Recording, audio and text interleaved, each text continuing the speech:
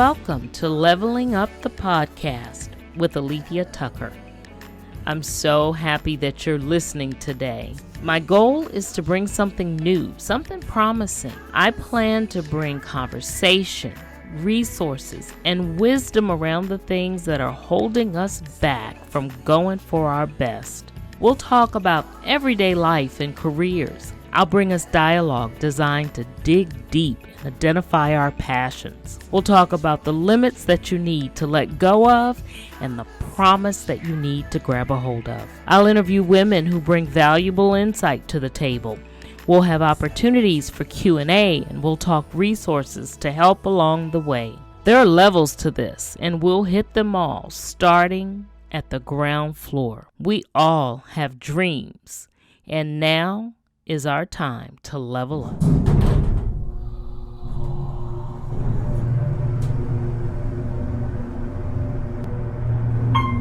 Ground floor. Today's guest, Jennifer Lovick-Marshall, is a veteran educator with more than 30 years of experience as a secondary English teacher with the Prince George's County Public Schools. Beyond the classroom, she is a serial entrepreneur, the founder of Mustard Seed Skincare and Coaching U2 Health, and a certified life and wellness coach committed to helping women achieve balance in mind, body, spirit, and finances. As the 2026 Miss Suitland, Maryland for the Miss Corporate America organization, Jennifer uses her platform to advocate for women's wellness, self-care, and healing while empowering women to break free from the toxic environments and reclaim their worth. A mother of three, author, crafter, and community servant, Jennifer brings wisdom, compassion, and authenticity to everything she does. I'm Dr. Alethia Tucker, and this is Journey Share. Now let's share the journey. So, you know that we are talking about Journey Shares, which is a special segment that we're doing. We know that there's a need for people to share their journey, to encourage themselves, to encourage one another. And when I told you about this, you said something specifically. I said, I want you to share your journey. And you told me you wanted to be a part of this podcast because why? Because I've gone on a very lengthy journey. I would say it took me 12 years to say, okay, this is not for me. The life that I want to live, it was too stressful, and it was affecting my body. And I think it's important to share with people when you are in toxic relationships. It manifests differently for everybody, but for me, it was eating me up from the inside out. I was getting sick. And so I had to rescue myself so I could rescue my children. All right, well, let's go on up and let's talk about your journey. Okay, all right.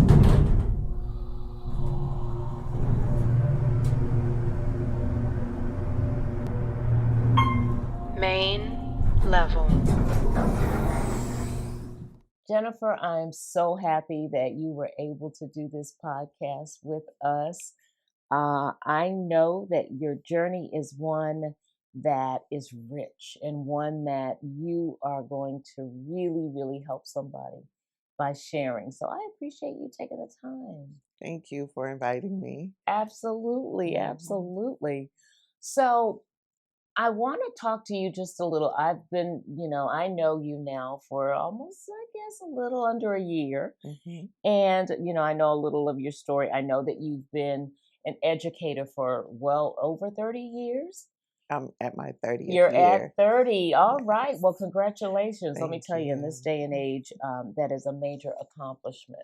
Yes. So congratulations on that. Thank you. And I know that it's a real passion of yours. Mm-hmm. And I've heard you talk about, your struggle, your early struggles when you were school age. Mm-hmm. And tell me how that has really kind of shaped the kind of teacher and the mentor that you are now. Okay. So I was at home one day. My mom had me doing homework at the kitchen table. You know what moms do, right? Yes. And she had me reading something. Mm-hmm. And then she says, okay, turn this page, read this. And then she went and got something else. She said, read this. And she said, I'm going to need to talk to your teacher. So Oh. that led to a parent-teacher conference, which led to a conversation with my English reading teacher. Mhm. And so it was discovered that I couldn't read. I'd made it to the third grade, and I Mm. could not read as a third grader should be able to read. Mhm. So Mhm. with that, this was also on the heels of a time where there was a lot of picketing and striking going on with the teachers. Of course, now teachers can't do that. They can't walk out the Right. classroom. Right. Um, Yeah. so my mom sacrificed, and she put my sister and I in a private school. And Wow. in that private school, I received additional tutoring for reading and English for about 2.5 years before I was grade level. So by seventh and eighth grade, I was grade level, and that set me up for success. But Mhm. it was not just being in the programs where they gave me the additional help that I needed, but it was the concern of the teachers. Like those teachers didn't make me feel like this is just a job and you just Mhm. gonna take this piece of paper or read this book. Mm. I could tell they cared about me really getting it and really learning and working with me. And there was opportunities for a small group as well as one-on-one. And I took that passion on. I forever took that passion on because while I was there, I fell in love with reading. Once I Ah. learned to read, I fell in love with novels. Eighth grade, I'll never forget my eighth grade teacher, Mr. Middleton, and that made me later on down the road become Mm. an English and reading teacher. So that's what I teach, and that's definitely my passion. That's your passion. I can hear it. And I've Mhm. seen videos that you've recorded where you're working with the kids, and you can just see it's absolutely your heart. It is absolutely your heart. Now, let me ask you something about something else that I know directly relates to, kind of some things that you've needed and some things that you see are important. And that's about the businesses that you've started. Yes. So, you started through Mustard Seed Skincare and Coaching You to Health, where you really focus, both of those are on total self care. Why is it that you think self care is so important? I think it's important because, like many other women, you have children and you kind of lose yourself because you want to be the Mm. best mom you can be. You want to be the best wife you can be. Hmm. And in doing that, you put yourself last. Mm. And so you look in the mirror and you say, Dag, I haven't done my hair in a minute. Or these are the same clothes I had 2, 3 years ago. It's time for an Yeah. upgrade. And so those businesses were birthed out of a personal need. I didn't always have the money to do it, so I turned a hobby into a business for profit, which was a good Yes. thing because I think it's also good for women to always have multiple streams of income, some for the family and some for themselves and some for the bills, right? Yes. Yes. That's what we were taught. Yes, yes. So that's why that's really important to me. They all started from personal needs and knowing that there were other women in the world who also had those personal needs. Mm, hmm. And you really touched on something when you said we spend so much time pouring in to everybody else that we kind of forget ourselves in the Mhm. process. And I know that that has been something that you've realized along your journey too. Now, you are you're a part of the Miss Maryland Corporate America Court, Yes. and that is how I've gotten to know you better. And you mentioned that being a part of Miss Corporate America was so important to you. Why was this a big piece or a huge part of you kind of moving forward or kind of changing your journey here just a bit? Tell me what Miss Corporate America has meant to you. It was a pathway to freedom for me. Mm. I had I'd been in a marriage for 24 years.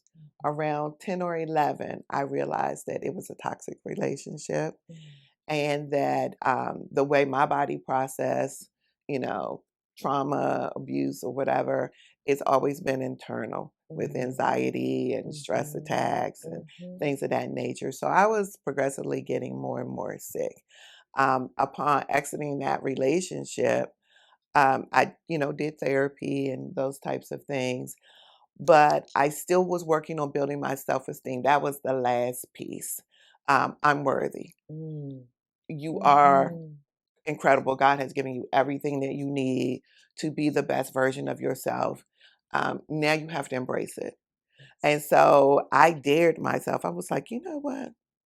If none of these things had happened, and the Jennifer that came out of high school and came out of college, what would she be doing right now? And so I said, you know what? What I wouldn't be doing is sitting in the house hiding. Right. So not only did I hire a personal trainer to get my weight down, I also said, you know what? I'm going to do the Miss Corporate America. I'm a business owner since 2002. I meet all the qualifications. Why do I feel like I'm not good enough? Why do I feel like I'm not worthy? And stop waiting for someone to tell you that you are. Yeah. You're not who people say you are. You're who you say you are. And you might have to work at truly becoming it to meet your own personal standards. But when other people look at me, I have plenty of people who say to me, girl, you are this and you are that, but I wasn't feeling it. Right. And so the Miss Corporate America competition gave me an opportunity to feel it. Going Yeah. through the process of saying, what are all the things you do? And I'm thinking to myself, I'm not just a mom, I'm not just a sister, not just a teacher, not just a business owner. I'm all these other things, and those things came to surface. Yes.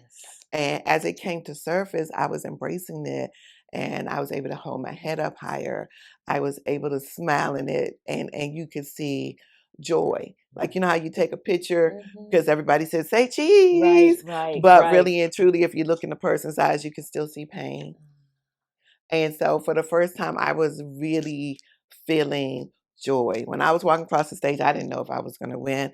And I was okay if I didn't win because that was a big leap for me to Yes. just be a part of the competition. Yes. And you did win. And you did win. You know, I always talk about how, well, you know, Miss Corporate America really celebrates women, all that we bring to the table, our achievements, and we pour back into the community.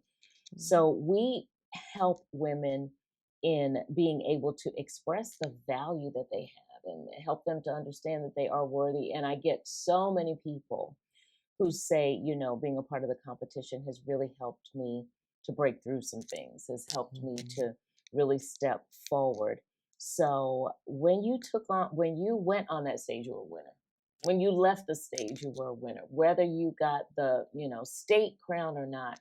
And as you know, you wear the crown for your city. I mean, you are Miss Yes. Suitland. Yes. So, and I always tell you and the other ladies, you know, y'all are queens, no matter what. And it's so important for us to um, really embrace that and understand that and be able to move in that realm and realize who we are and know we do have it going on, no matter where we are in life. And I know that it took a lot for you to be able to kind of move on to a new role. I mean, you served one role for so long. So I commend you on moving out, moving out. Now, Thank one you. role that you have that you know you're always going to have is mom, Yes. and I know you have three young adults, and you know Yes. as an educator and a business owner and a coach, how have you learned to balance all of that, being mom and doing all those other things? I actually, it's really about where's the priority right now. Right. Stepping out to do Miss Corporate America, stepping out to really push, my skincare business, Mm-hmm. and now my new platform. I would not have done that if my kids were still in grade school. Mm. My youngest son graduated last year from high school. So I Oh, was becoming an empty nester. yes. And so upon doing that, I said, this is my time. I'm going to embrace it. And so it's balanced. I now have a lot more free time for myself. And Mm-hmm. instead of reflecting on the past, I'm focusing on my future. And Awesome. so that's how I'm able to balance it. And even when my kids were at home and I was doing a business, it was, even though it was a business, and when I could, I would go out and vend and Mhm, promote. For mhm, the most part, it was more of a hobby than it was a business because my kids mhm. came first. Right. I know how important, not only as a teacher, but just the things that I went through growing up, Yes. how important it is to be there for your children. They don't outgrow you. The No. need for you. A lot of times people think when they get into middle school and high school, they don't need me. Yes, they do. Yeah. They don't want to admit it. Right. It's a different phase, you know. It's a different kind of need. Yes. Yeah. Yes. So that was how the balance came, and then I could give more and more of what I wanted to do towards for myself as they got older and once they left the house. Yeah. Hmm. Now let me ask you. I know that you've written a children's book. Yes. So how did all of that come about? And was it because of your role as an educator, because of having children? Tell me a little about the book. Well, the book is called Joshua's Wish, and that was named after my first son, Joshua. I have 3 sons. Okay. I love it. And he was at that time the only child. Mhm. And I thought about what it would be like for a child to grow up with no other children around. I was at home, I was a stay-at-home mom at the time. So I started thinking about what that was like and how children get into the imaginations to fill in the gaps. You know, Mhm. I played with him and talked to him as much as I could, but at the end of the day, I was not a toddler. Right, exactly. So the book basically has Joshua wishing for something one day. He wished, to have company and friends one day. And it was a thunderstorm going on. And of course the thunderstorm, brought his stuffed animals to life. Oh, And so he goes on an adventure inside the house I love it. with his stuffed animals. I love it. I Yes. love it. Now I'm going to have to go get the book. I didn't know what it was about until now. I knew you had written one, but I didn't know what it was about. I love that story. Thank you. So creative and imaginative, just like the minds of our kids. Right? Exactly. Just like the minds of our kids. Now you've written a book, and I know that you also like activities like painting and pottery and jewelry making. I love jewelry making too, by the way. Just something we can talk about at another time. Mm-hmm.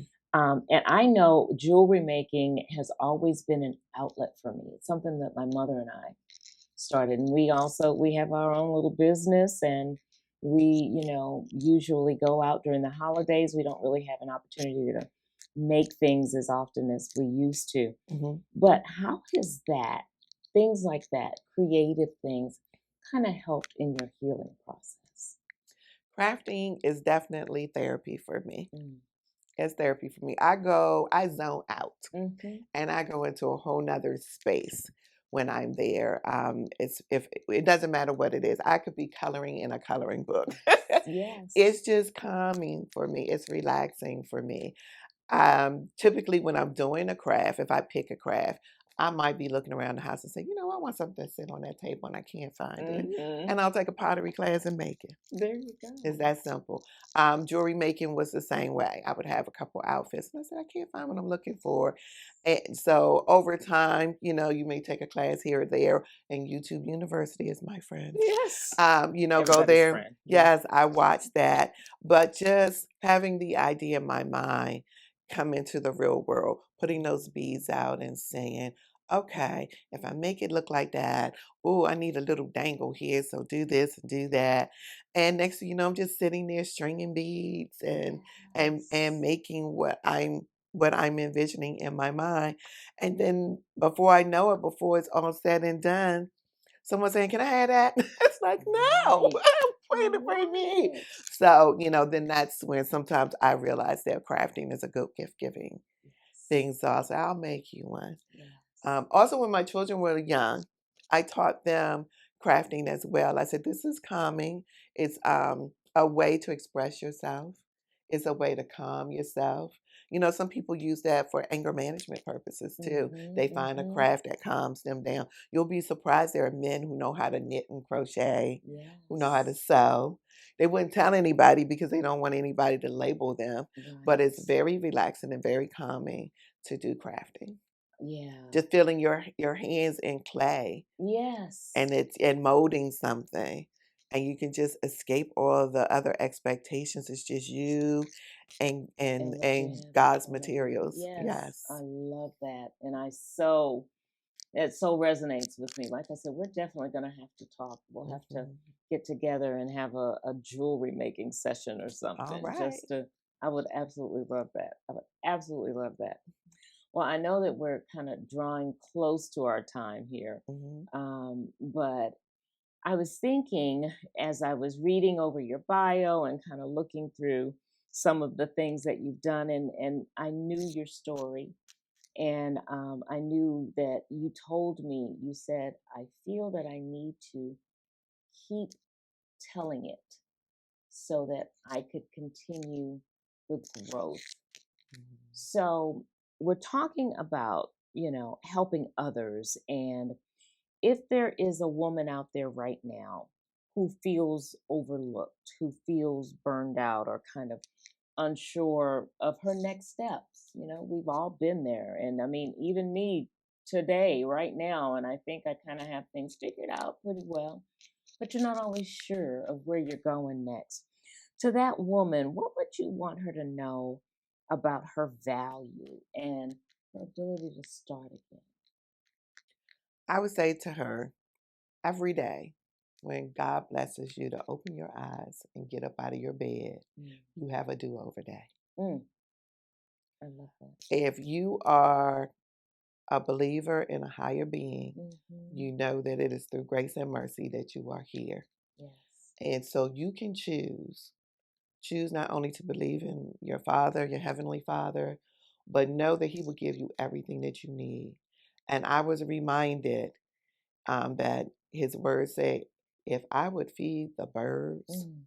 the squirrels, and all the other animals in the world, why would I not make sure that I've taken care of my favorites, my most precious? Mm-hmm. And so just know that through prayer and a little bit of patience, Yeah. but also effort, take action, you can make changes. Oh, You can I make love it. changes. What I always say, it's never too late to reinvent. Right? As long as you have breath in your body, there is never too late. And matter of Exactly. fact, when you're doing something good, it makes your body work in reverse. You're not aging, you're getting younger. I love And it. so you are extending the time on your life. Yes, yes, yes. That's good. Hmm. That's good stuff. That's good stuff right Hmm. there. Thank you. Now let me. Are you looking for the perfect way to get your message heard? Here's your chance to advertise right here on Leveling Up the Podcast with Alethia Tucker. We offer custom advertising packages designed to put your business in front of an engaged audience that's ready to connect with you. Imagine your business, your service, or your event being shared with listeners who are motivated, purpose-driven, and eager to support what matters most. That's the power of podcast advertising. Don't wait. Scan the QR code on this advertisement or follow the link provided below. We can't wait to connect with you and get your message.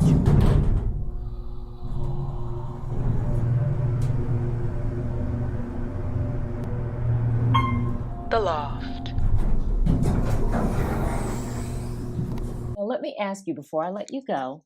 We always, are looking for tools. We're always looking for resources that we can recommend to the audience that's going to help them to level up. The podcast is leveling up. And so we're always looking at how we're going to level up. So I always ask the guests before you head out, what are some of your favorite resources? I mean, we're talking books, we're talking conferences, whatever it is, what resources would you recommend to our readers to look into having as a part of their lives so that they can level up? I think it's always important to Google any type of self help book that connects to what you are going through. For me, I discovered a woman named Dr. Anita Phillips. She Mm. is a trauma coach. She is also a pastor. So we share the same faith. She is a professional that experience has gone through what she is also helping her patients and her clients go through. So I started following her. I read her books. One of the books that she has is one of the books that she has is a book about, it's called The Garden Within. And it Mm-hmm. shows us how we are directly connected to the Father, and how if we would reimagine Mm. ourselves as a flower, as a plant, and how life is poured into us, how food is poured into us, how the Holy Spirit is poured into us, and we take our place in God's garden, that we would see things very differently. So different types of self-help books. For me, I like Christian fiction and I like Christian self-help books because I'm a Christian. So I want to make sure I'm in line with my faith and my beliefs. For other people, I would say, still when you're looking at podcasts, when you're looking at books, when you're looking at getting a personal coach, look for people who have similar experiences to yours and whatever it is you're going through. If it's I just don't like my self-image, then look for people who are doing that. For me, I was looking for a trauma person because I experienced trauma as a young child, my mid to late teens, and then again as an adult. Great. Awesome resources. So we always put it in the note section of the podcast. We'll be sure to put that in there. And something else I want to put in is how people can get in touch with you. Tell us about social media and all that. Okay. So I do have both Facebook and Instagram platforms. So if you were to go to Instagram, you could find Mustard Seed Skincare. It's there. You would see Coaching You to Health, and that's coaching and the letter U, the number 2, health. You would see Miss Suitland, ms.suitland. So you see me there. If you're on Facebook, I'm Jennifer Lovick-Marshall, and you would also see Mustard Seed Skincare and Coaching You to Health there as well. So please follow me. Yes. Go to my skincare website, which is mustardseedskincare.shop.